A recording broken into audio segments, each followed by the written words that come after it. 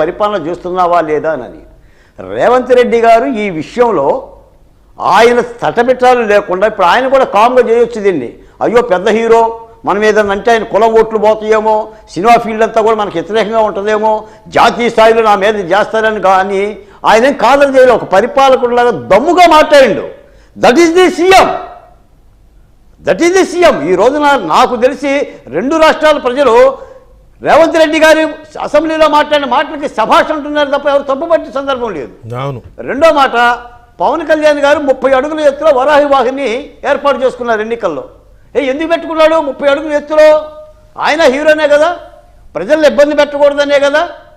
ఒక ప్రోగ్రాం రావడానికి పవన్ కళ్యాణ్ గారు 4 సార్లు ఆలోచించేవాడు, చాలా ప్రోగ్రాంలను మిస్ చేసుకునేవాడు. జాగరూకత అవసరం లేదా హీరోకి? నువ్వు హీరో కాబట్టి ఎట్ట పడితే అట్ట వచ్చి ప్రజలు దొక్కేసుకుంటూ పోతే చట్టాలు చూస్తూ ఉంటాయా? మూడోది, తప్పనిసరిగా ఆంధ్ర రాష్ట్ర ప్రభుత్వం కూడా ఈ రోజున మా రాష్ట్ర ముఖ్యమంత్రి చంద్రబాబు నాయుడు గారు కూడా ఒక విధానం ఉండాలి. ఈ బౌన్సర్ల మీద కానీ, సినిమా ధరల మీద కానీ, ఈ హీరోలు జనంలోకి వస్తున్నప్పుడు తీసుకునే చర్యల మీద కానీ, లేకపోతే ప్రజలు చనిపోతారండి. మీ సొమ్మేం పోయింది సార్? రూపాయికి 10 రూపాయలు ఏదో లెక్కేసుకొని ఏంటి ఆ రేట్లు పెంచుకుని ఈరోజు సినిమా ఫీల్డ్ కూడా మీకు తెలుసు వెంకటకృష్ణ గారు, నాలాంటి జర్నలిస్ట్ కానీ విశ్లేషకులు కానీ అనకూడదు, ఏదో గుప్పెడ పట్టుకున్నారు 3-4 కుటుంబాలు. మిమ్మల్ని బంధించి ఏ సినిమా కూడా రావడానికి వీలు లేదు, ఇంకోటి సినిమా తీసే పాపాన్ని లేదు. ఆ ఫిలిం నగర్ చుట్టూ తిరుగుతూనే ఉంటారు తప్ప ఆడు సినిమా రాదు. మీరు జెండా ఊపితే సినిమా వస్తుంది. ఇప్పుడు మంచి సినిమాలు ఎందుకు లేవండి?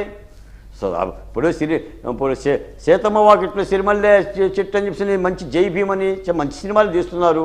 సరే మీరు సమాజ ఉద్ధరణ మానేశారనుకోండి, మీరు ఎర్ర చందనమనో నల్ల చందనమనో ఈ దొంగల సినిమాలు తీస్తున్నారు, వాటినే ప్రమోట్ చేస్తున్నారు. ఇంకా ఆ విషయాన్ని కూడా రావడంలా మేము నిజానికి ఏంటంటే సభ్యత కలిగిన హీరోలు ఒక సందేశాత్మక తీయాలి. చిరంజీవి గారు చాలా సందేశాత్మక సినిమాలు తీశారు. ఇప్పుడు మన సినిమాలన్నీ కూడా అసలు తల్లిదండ్రులు పిల్లల్ని పక్కన పెట్టుకొని చూసే సినిమాలు అయితే కావు ఇవి. పిల్లగాళ్ళు లేనప్పుడు తల్లిదండ్రులు పోతారు, తల్లిదండ్రులు లేనప్పుడు పిల్లగాళ్ళు పోతారు. అవి మనం తీసే సినిమాలు. ఆ సినిమాలో ఉన్న పాటలు కూడా అవే. మీరు గొడ్డలు ఎంత ఎప్పదీసి డ్యాన్స్ చేపిస్తే అంత డబ్బులు వస్తాయని లెక్కేసుకునే మీరు కూడా మరి సమాజం పట్ల కూడా కనీసమైన నైతిక బాధ్యత లేకపోతే ఎట్ట? నేను కోరుకునేది ఆంధ్ర రాష్ట్ర ముఖ్యమంత్రి చంద్రబాబు నాయుడు గారిని కూడా దీన్ని ఒక గుణపాఠంగా తీసుకొని భవిష్యత్తులో ఏపీలో కూడా ఇలాంటి సంఘటనలు జరగకుండా ఏదైనా ఖచ్చితమైన చర్యలు తీసుకోవాలండి. ఖచ్చితంగా ఆ పరిస్థితి ఉండాలి. ఎందుకంటే వీళ్ళు కోట్ల రూపాయల సినిమాలు తీసి ఒక వ్యాపారంగా దాన్ని ప్రమోట్ చేస్తున్నారు, పెద్ద ఎత్తున ప్రమోట్ చేస్తున్నారు. ఇంకా ఎన్నో సినిమాలు ఇలాంటి సినిమాలే వస్తూ ఉంటుంటాయి. కాబట్టి ఒక మాట మాత్రం నిజం, ఇప్పటికైనా అల్లు అర్జున్ గారు తగ్గండి. మీరు పుష్పరాజు అయితే అవ్వచ్చు కానీ సినిమాలో అంబేద్కర్ రాసిన రాజ్యాంగం ముందు మీరు పుష్పరాజు గారు కాదు, ముఖ్యమంత్రికే లేదండి ఆ పరిస్థితి. ముఖ్యమంత్రులు జైలు పోతున్నారు కేసులు పెడితే. చట్టాన్ని గౌరవించాలి. 18 మంది ఉండాలి ఈ కేసులో. 18 మంది కేసులో ఉంటే 11 మనిషి నువ్వు. ఆల్రెడీ 4 జైల్లో వెళ్ళొచ్చారు. వాళ్ళు వెళ్ళొచ్చారండి సినిమా హాల్ వాళ్ళు. కాబట్టి ఆ దిశగా ఆలోచించుకోవాలి తప్ప ఎవడో చెప్పాడు ఏదో రాజకీయ పార్టీ నాకు అండగా ఉంది, రేపు నేను ఏదో చేసేస్తామేమన్నారు. మళ్ళీ ఈ మధ్య కొత్త వాదన ఏంటంటే అసలు అల్లు అర్జున్ గారు కూడా రాజకీయాల్లోకి వస్తారని. వస్తే రావచ్చండి, అది ఆయన అవసరం అనుకుంటే ఆయన ఇష్టం. అది రాజ్యాంగం కల్పించిన హక్కు.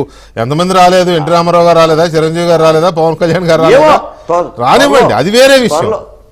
అదే త్వరలో ఏమో ఇప్పుడు రేవంత్ రెడ్డి గారి మీద కోపంతో ఏమైనా దిగుతాడేమో రాజకీయాల్లోకి, చెప్పలేం.